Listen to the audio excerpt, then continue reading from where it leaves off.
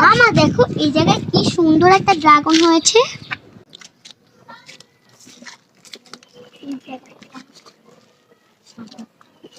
দেখুন এই যে একটা পেঁপে গাছ, এই যে দেখুন একটি মালটা গাছে মালটা হয়েছে অনেকগুলো।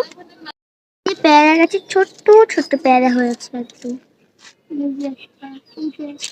এই যে দুইটা আবার আম শুকা দিয়েছে আচার বানানোর জন্য। ওইটা দেখো আসলেই তো অনেক বড় হয়েছে আনারসটা।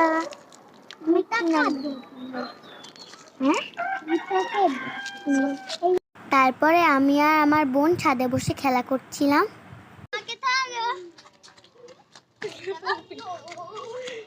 হচ্ছে আমার কুপি বিড়াল মিনি,